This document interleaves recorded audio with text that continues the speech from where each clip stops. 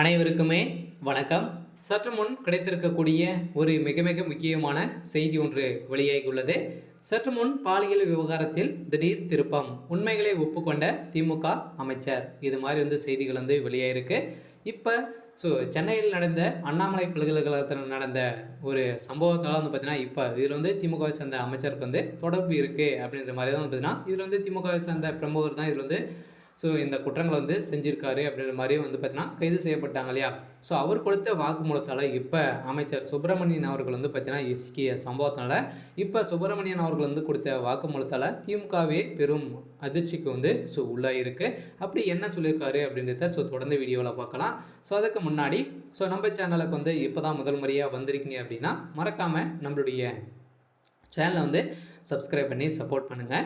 வாங்க வீடியோக்குள்ளே போகலாம். பார்த்தீங்கன்னா இந்த பாலியல் விவகாரத்தில் வன்கொடுமை விவகாரத்துக்கு கண்டனம் தெரிவித்து நிறைய கட்சி தலைவர்களும் பாஜக அனைத்து உட்கட்சிகளும் பார்த்தீங்கன்னா கண்டன ஆர்ப்பாட்டங்களும் நடத்தி வந்திருந்த நிலையில் எதிர்கட்சி தலைவர்களும் அண்ணாமலை பல்கலைக்கழகத்துடைய மாணவிகளும் அனைவருமே திமுகவுடைய அரசு மீது எதிர்த்து போராட்டத்தில் இறங்கியிருந்தாங்க. இதை தொடர்ந்து பார்த்தீங்கன்னா இதிலிருந்து மகளிர் ஆணையம் களத்தில் இறங்கி ஒரு மிகப்பெரிய கலவரங்கள் நடக்க போகுது அப்படின்ற ஒரு நோக்கத்தோடு பார்த்தீங்கன்னா இப்போ மகளிர் ஆணையம் களத்தில் இறங்கி சம்பவ இடத்திலே பார்த்தீங்கன்னா அங்கே விசாரணை உட்பட்டிருந்த நிலையில் தான் இந்த விசாரணை அடிப்படையில் ஞானசேகர் கொடுத்த வாக்குமூலத்தால் ஞானசேகர் அவர்களுக்கும் அமைச்சர் சுப்பிரமணியன் அவர்களுக்கும் பார்த்தீங்கன்னா பேசிய ஆடியோ லீக்கிட்டு இருக்கக்கூடிய நிலையில் அவருக்கு இருவருக்குமே அவங்க பேசிய நிலையில் அவங்களுக்கு முன்னாடி நடக்கக்கூடிய இந்த விஷயங்கள் பேசியிருக்கும் நிலையில் தான் இப்போ திமுக சேர்ந்த அமைச்சர் இதெல்லாம் பேசியிருக்கும் நிலையில் இப்போ அமைச்சர் கைது செய்யப்பட்டிருக்காரு. அதனால் அமைச்சர் சுப்பிரமணியன் அவர்களுக்கு இதில் முக்கால்வாசி பங்கு இருக்குது. இருந்தாலும் ஏற்கனவே அமைச்சர் ரகுபதி அவர்களுக்கும் இதில் தொடர்பு இருக்குது. அடுத்ததாக பார்த்தீங்கன்னா இது இருவருக்குமே திமுக சார்ந்த ஒரு முக்கிய பிரமுகராக தான் பார்த்தீங்கன்னா இவர் செயல்பட்டு வர்றாரு அப்படின்ற மாதிரி பேசப்பட்ட ஒரு நிலையில் பார்த்தீங்கன்னா இப்போ திமுகவில் ஒரு மிகப்பெரிய கலவரங்களாக தான் வெடித்திருக்கு. இதனால் திமுகவுக்கு ஒரு மிகப்பெரிய சிக்கல் விட்டிருக்கக்கூடிய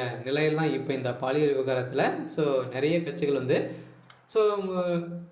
திமுக சேர்ந்த அமைச்சர்கள் செய்த சம்பவத்தினால திமுகவுக்கே ஒரு மிகப்பெரிய பேரிடியாக விழுந்திருக்கு. இருந்தாலும் வருகின்ற சட்டமன்ற தேர்தலுக்குள்ளே இந்த மாதிரி பிரச்சனைகள்லாம் போயிட்டு இருந்து அப்படின்னா திமுகவுடைய ஆட்சிக்கு தான் ஒரு மிகப்பெரிய கேள்விக்குறியாக வரப்போகுது. இருந்தாலும் இந்த தேசிய மகளிர் ஆணையம் பார்த்தீங்கன்னா இதுக்கு தனியான ஒரு அதிகாரிகள் போட்டு பார்த்தீங்கன்னா இப்போ விசாரணை நடத்தி வரும் நிலையில் தான் இந்த விசாரணையின் அடிப்படையில் தான் பார்த்தீங்கன்னா இப்போ நடந்த சம்பவத்தினால முதல்வர் ஸ்டாலின் அவர்களே பார்த்தீங்கன்னா சட்டை கிழித்து பொதுவெளியில் வெளியே போகப்பட்ட சம்பவத்தினால இப்போ அரசியல் வட்டாரத்திலே ஒரு பேசும் பொருளாக மாறியிருக்கு.